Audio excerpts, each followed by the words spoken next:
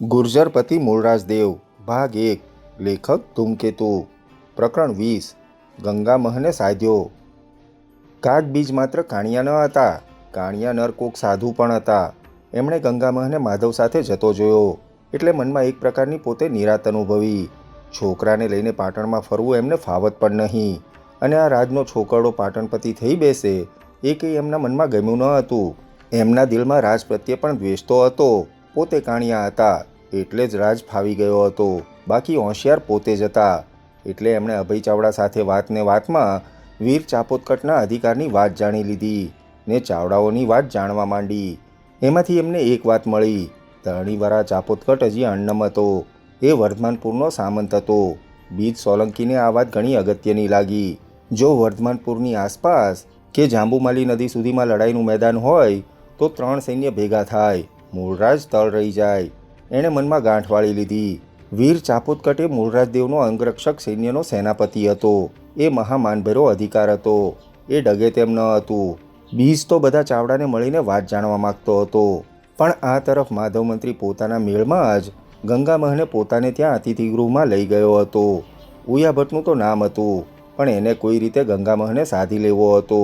લાખો ફૂલાણી હમણાં સૂતો રહે તો જ સૌરાષ્ટ્રના માર્ગે સોલંકી સેના આગળ ધપીને ગ્રાહરીપુને સપડાવે। લાખો ફૂલાણીએ સૈન્યનો માર્ગ રોકતો વચ્ચે પડે તો યુદ્ધનો રંગ જ વખતે પલટાઈ જાય। એ વખતે ચાપોદકટ ધરણીવરાહનું કંઈ ન કહેવાય। લાખા ફૂલાણીએ ગંગામહને ખાસ પસંદ કર્યો હતો એ પણ એટલા માટે જ ગંગામહ પાટણ જુએ, ત્યાંનો વૈભવ જુએ, એની મહેચ્છા જાગે અને તેનો દ્વેષ વધે। કાકો ભત્રીજો થઈને મૂળરાજ સામે એક જબરજસ્ત વંટોળ ઊભો કરી દે, કારણ કે એ છેવટે એના જ સ્વજન હતા। એને ઘાતકી ઠેરવે, એને ગંગામહને અન્યાય અપાવનારો ઠેરવે અને રાણી ભટ્ટીના શિશુને અણનારો છે એમ પણ પ્રગટ કરે। આવી ઉડતી વાતો તો ઘણું કામ કરે, એના પ્રત્યે લોકઘૃણા જાગે, ચાવડાઓ પણ જાગે, ચૌલુક્યો એનો સાથ છોડે, ગંગામહના નામે વંટોળ ઊભો થઈ જાય। માધવ આ સમજી ગયો હતો। માધવ ગંગામહનું માપ પણ સમજ્યો હતો। એ સુંદર જુવાન હતો, પણ બિનઅનુભવી હતો। એનામાં એણે કુટુંબ પ્રેમ જોયો હતો, વાળ્યો વળે તેમ હતો। માધવે ઉયાભટ્ટ પાસે એનો હાથ જોવડાવ્યો, ગ્રહો મુકાવ્યા। ભટજી મહારાજે એનો ભાલ પ્રદેશ નિરખ્યો, છેવટે અર્થપૂર્ણ એક જ વાક્ય કહ્યું, માધવ, આ રાજકુમાર તો જ્યાં હશે ત્યાં રાજના મહાસ્તંભ થઈ પડશે। ભાલરેખામાં એ સ્પષ્ટ છે। ગંગામહને ઉયાભટ્ટે એના પિતા રાજની વાત કરી। રાજકુમાર ભાઈ, તું તો એ વખતે અહીં હતો નહીં, પણ મેં એવો અશ્વશાસ્ત્રનો જાણકાર હજી તો ક્યાંય જાણ્યો નથી। રૂવાટી જોઈને કહી દે કે આ રાજ રાખશે કે ખોશે, તું કંઈ જાણે છે? થોડું ઘણું જાણતો હોય કુમાર તો માધવ, આપણા ભંડકિયામાં જૂના ઘણા ગ્રંથો પડ્યા છે અશ્વશાસ્ત્રને લગતા, એ એમને બતાવજે। એમને તે પાટણની ગજસેના બતાવી? ગજસેના? ગંગામહને મન આ વાત નવી નવાઈની હતી। એણે તો ઘોડા ઉપર કે ઘડિયા જોજન સાંઢણી ઉપર ફૂલાણીના સૈન્ય દોડતું જોયું હતું। એ સાંઢણીઓ તોલે કોઈ ન આવે। હા, ગજસેના, અમારે ત્યાં લહધર મંત્રી છે, એ જાણકાર છે। તમે અશ્વસેના તૈયાર કરો કુમાર। માધવ, મહારાજને કહેજે, એમની તો એ પરંપરા છે। આમ ગંગામહને માધવે કૌટુંબિક કથાની જૂની વાતો કરી, એના દિલને પાટણ પ્રત્યે એક નવું આકર્ષણ આપ્યું। ગજસેનાની વાત એના તરુણ દિલને વધુ સ્પર્શી ગઈ। અશ્વસેનાની વાતે એની મહત્વાકાંક્ષા જાગી। પોતાનું ગૌરવ અહીં થશે એ સમજ્યો। માધવ બોલ્યો, એવું છે કુમાર ગંગામહ? માધવે એનું સંબોધન જ ફેરવી નાખ્યું, એવું છે રાજકુમાર, પાટણ હવે તમે ત્યાં બેઠા સંભાળતા હતા તે પાટણ રહેતું નથી। તમારો વારસો એટલો મહાન છે એ પિતાજી જાણે છે। એમને રાજપિતા રાજને જોયેલા, કહે છે અશ્વને વાંસે હાથે મૂકે ને અશ્વ ગમે તેનો હોય તે ગમે તેવો હોય, જાણે મંત્રમુગ્ધ બન્યો હોય તેમ રાજ મહારાજની પાછળ પાછળ જ ચાલી નીકળે। હે, ખરેખર? મારી જોયેલી વાત છે। કાકા બીજ અને મહારાજ રાજની વચ્ચે તો આકાશ પાતાળનું અંતર છે, એ તમને ખબર ન પડે, તમે બિનઅનુભવી છો, પણ કાક બીજ તો… અથવા જવા દો વાત। માધવે ગંગામહને ધીમે ધીમે વાતને વાતમાં પાટણની જ લગ્ની લગાડી દીધી। બંને જણા જ્યારે પાછળના ઉદ્યાનમાં ફરવા માંડ્યા ત્યારે તો ચાંદની રાત હતી, તેથી પાટણ નગરી અહીંથી અદ્ભુત જણાતી હતી। ગંગામહે જોઈ જ રહ્યો, ક્યાં કચ્છના રણ અને ક્યાં નગરી। એના મનમાં મંથન જાગ્યું। માધવે એને ખભા ઉપર પ્રેમથી હાથ મૂક્યો, રાજકુમાર, તમે કાલે તો ચાલ્યા જશો, તમે કચ્છમાં હશો, અમે અહીં હશું, પણ તમને એક ખબર છે તમે કોણ છો?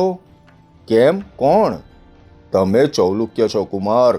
તમારા શ્રીમાળના એક ચૌલુક્ય પૂર્વજે છેક કાન્યકુબ્જમાં એક એવું તો વિસ્તીર્ણ મહારાજે ઊભું કર્યું હતું કે એની સત્તા છેક એરણપલ્લી, માલવ, શ્રીમાલ અને છેક સોમનાથ સુધી પથરાયેલી હતી.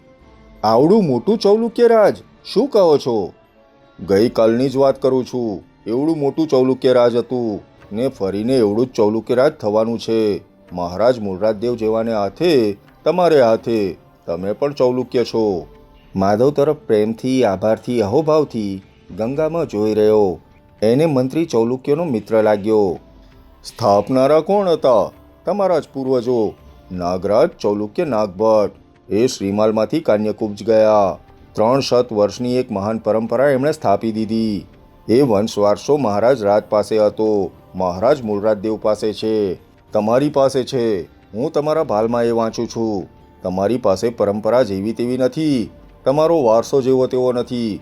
તમે ન જાણો એ જુદી વાત છે, પણ તમે કોઈ મામૂલી ક્ષત્રિય નથી કે કોઈ તમને રાજ અપાવે. રાજ આ તમારું જ છે, મહારાજ મૂળરાજદેવનું છે. અમારે સ્વપ્ન છે કુમાર, અમારે સ્વપ્ન છે ફરીને ચૌલુક્ય સત્તાને ભારત વર્ષમાં અનોખી પ્રતિષ્ઠા અપાવવાના. આ ગજસેના એટલા માટે છે, અશ્વસેના એટલા માટે હશે. તમે એ સ્વપ્નના વારસ છો.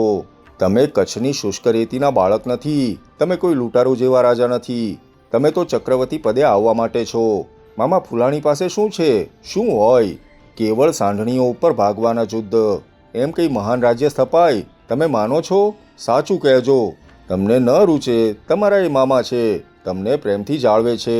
તમને મારી વાત ન રૂચે તો મારી વાત ભલે મારી પાસે રહી. પણ માધવ મંત્રી, આવડું મોટું રાજ પાટણનું થઈ શકે? થઈ શકે શું? અરે કુમાર, એ તો થઈ રહ્યું છે. અત્યારે જ થઈ રહ્યું છે. અને તમને બીજી વાતની ખબર નહીં હોય. ક્યાંય ઘાતકો મહાન રાજ સ્થાપી શક્યા છે ખરા? ભલે તમારા મામા રહ્યા, પણ કોઈ દિવસ પાટણના રાજ દરબારમાં આજ સુધી ચાવડા હતા તો પણ કોઈ આશ્રિત, અતિથિ, સ્વજન જેમ તમારા પિતા અણાયા તેમ અણાયો સાંભળ્યો છે કોઈ દિવસ? ગંગામાં માધવનો ઉપાલમ સમજી ગયો. હું તમને એક વાત કહું, મહારાજ મૂળરાજદેવ તો ત્યાં દોડવાના હતા. થોડા વખત પહેલાં એમના મનમાં એક અગ્નિજ્વાલા પ્રગટી હતી.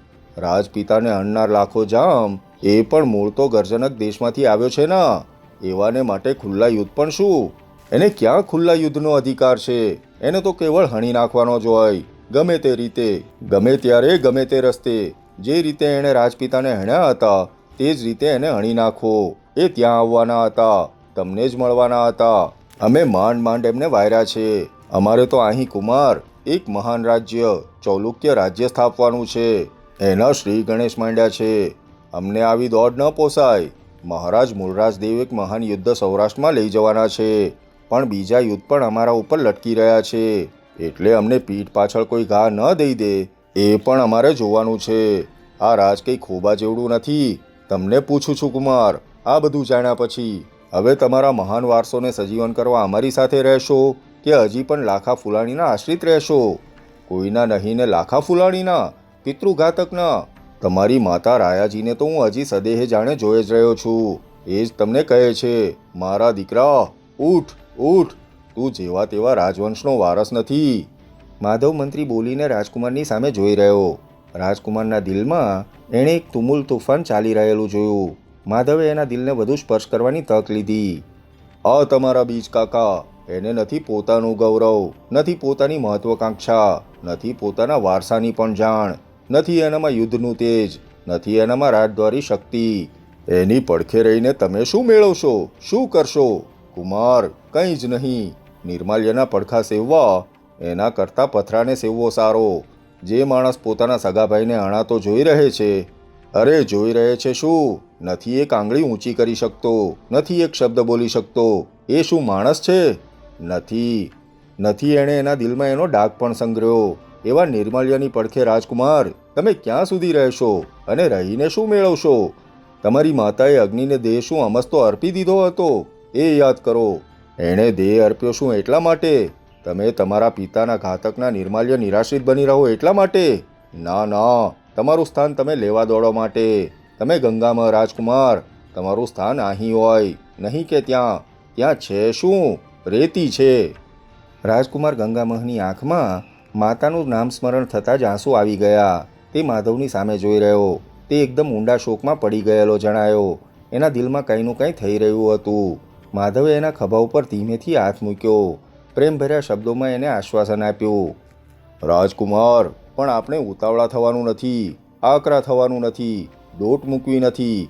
હું તમને આમાંથી રસ્તો બતાવીશ. અત્યારે તમારે બીજ કાકા સાથે પાછા જાઓ. તમે સંદેશવાહક છો. અમે તમને રોકી શકીએ કે તમે રોકાઈ જાઓ, એમાં ગૌરવ નહીં, ને અત્યારે એ જરૂરી પણ નથી. જરૂર તો હજી તમારી ત્યાં છે. મંત્રીશ્વર લહદર, વીર મહત્તમની ગજસેના તૈયાર થઈ રહી છે. મૂળરાજ મહારાજ કચ્છ ઉપર જ પહેલાં આવવાના છે. એ વાત તમારે ત્યાં ચલાવવાની છે. બીજ કાકાને પણ તમે એ રીતે વાતમાં લેજો. લાખો જામ કચ્છ છોડી નહીં શકે, દ્વિધામાં પડી જશે. અમારે એ જ કામ છે. તમે જે કામ કરી શકશો. પણ મનમાં દૃઢ નિશ્ચય લઈ લો રાજકુમાર, તમારું સ્થાન તો અહીં જ છે. હું મહારાજને પગે પડીને ક્ષમા માગવાનો છું માધવ મંત્રી. મારું સ્થાન અહીં છે. મારે હવે એ દિશામાં પગ પણ માંડવો નથી. માધવ મનમાં આનંદી ઉઠ્યો. ગંગામહને વાત બરાબર અસર કરી ગઈ હતી. એને ચૌલુક્યની પરંપરાનું ગૌરવ સ્પર્શી ગયું હતું. એને એટલું જ જોઈતું હતું. પણ પહેલાં તો લક્ષરાજ કચ્છમાં થોભી જાય, સૌરાષ્ટ્ર તરફ ન ફરકે, એ જરૂરી હતું. અસાવધ ન રહેવા માટે એ કચ્છમાં જ થોભી જાય. પાટણનું સૈન્ય પહેલાં કચ્છ ઉપર દોડવાનું છે એવી વાત ચાલે, એટલે એ તકનો લાભ લઈને પાટણનું સૈન્ય સૌરાષ્ટ્રના પંથે ઠીક ઠીક આગળ વધી જાય. રા ગરાસિયાનું ને ફુલાણીનું એમ બંને સૈન્ય ભેગા થઈ જાય તે પહેલાં તો પાટણનું સૈન્ય ત્યાં વચ્ચે આવી પડ્યું હોય. બંનેને જુદા જુદા રોકી દેવાય કે એમનો બંનેનો સામનો એકસાથે થાય તો પછી બીજું યુદ્ધ ન રહે. નહીંતર આ તો ઘોડદોડના યુદ્ધ કરનારા. વર્ષોના વર્ષ સુધી યુદ્ધનો અંત જ ન દેખાય. માધવ યુદ્ધના વ્યૂહનો વિચાર કરી રહ્યો. રાજકુમાર, તમારું સ્થાન તો અહીં છે. મહારાજની પડખે જ છે. તમારું એમાં જ ગૌરવ છે. મહારાજનું પણ એમાં જ ગૌરવ છે. પણ અત્યારે આપણા ઉપર મહાન જવાબદારી છે.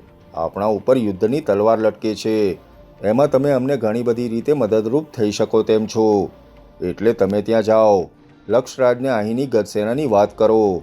કચ્છ ઉપર યુદ્ધ આવી જ રહ્યું છે, એમાં શંકા નથી એવી હવા ઊભી કરી દો. એટલે ફુલાણી સૌરાષ્ટ્રમાં દોડવાને બદલે ત્યાં કચ્છમાં જ રહી જશે. બસ એ સમય ચૂકી જાય એટલે પાટણનું સૈન્ય સૌરાષ્ટ્રમાં પ્રવેશી ચૂક્યું સમજો. પછી તો એ આગળ વધતું રહેશે.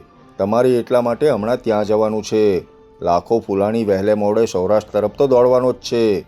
ગ્રાહ રીપુને એ બંને એક જ છે. એમનું ધ્યેય એક છે. એ દોડે તે વખતે તમારે એનો સાથ છોડી દેવાનો. કુમાર, આ યોજના પાર પાડો. તમે પાર પાડી પણ શકશો. તમે પાટણના એક મહાન સ્તંભ છો. તમારી આ કામગીરી એને તમે જેવું તેવું મહત્ત્વ ન આપતા. બીજ કાકાને તમારે સંભાળી લેવાના રહેશે. કાલે પ્રભાતે તમે પાટણની બહાર મેદાનમાં મંત્રી લહદરની ગજસેના નિહાળવા કાકાને લઈ જજો ને. એ વખતે જ બીજ કાકાને કચ્છ ઉપર આવનારા હુમલાની વાત પણ થઈ શકે. ગંગામહને તો હવે કચ્છની દિશામાં પગ માંડવો ગમતો જ ન હતો. એમાં એને ભારોભાર હિણપત લાગતી હતી. એ અહીંથી ખસવા જ માગતો ન હતો. એને ચૌલુક્યની મહત્તા સ્પર્શી ગઈ હતી. પણ મહામંત્રી, કાકાને એકને જ આપણે જવા દઈએ. હું ચૌલુક્ય છું. ચૌલુક્ય રહેવા માગું છું. મારે મારું ગૌરવ છે. પણ તો રાજકુમાર, લાખાને જ શંકા પડી જાય અને બીજ કાકાની વાતને પણ વખતે એ માને, વખતે ન માને. આપણે તો એ વાત માને એ હવે જોવાનું છે. એટલે તમે અત્યારે જાવ એ અનિવાર્ય છે. અમારું કેટલુંક સાંઢણી સૈન્ય કચ્છની દિશામાં આગળ વધતું હશે. આ વાત જેવી તેવી મહત્વની નથી. હવે તો તમારે આવા ઘણા કામો ભવિષ્યમાં માથે લેવા પડશે. ગંગામહ રાજકુમાર, આપણા ભવ્ય કીર્તિ મહાલયનો આ તો હજી પાયાનો એક પથ્થર છે. એટલે હમણાં તમે જાઓ. રાજકુમાર, તમને ઊની આંચ નહીં આવે. કારણ કે લાખાને તમારો જેવો તેવો ઉપયોગ નથી. માત્ર તમારા દિલમાં તમે આ વાત નોંધી લેજો. તમારું સ્થાન અહીં છે. તમે અહીંના છો. તમે મહાન ચૌલુક્યનો વારસો ધરાવો છો. તમે એક મહાન રાજ્ય સ્થાપવા નીકળ્યા છો. તમે મહારાજ મૂળરાજની પડખે બેઠા છો. આટલી વાત તમારા મનમાં કોતરાઈ ગઈ છે ને? એ તો હવે અહીં બેઠી છે મંત્રીશ્વર. ગંગામહે છાતી સામે આંગળી ધરી. બસ ત્યારે લાખો ફુલાણી અવસર ચૂકશે એ તમારો જેવો તેવો વિજય નહીં હોય. સૌરાષ્ટ્ર કચ્છના ધાડા મહારાજ મૂળરાજ નષ્ટપ્રાય કરી નાખશે. એટલે દેશભરમાં એમની નામના એક નૃપતિ તરીકે હશે. પાટણનું ગૌરવ જેવું તેવું નહીં હોય. તમને ભગવાન સોમનાથ વિજય અપાવો.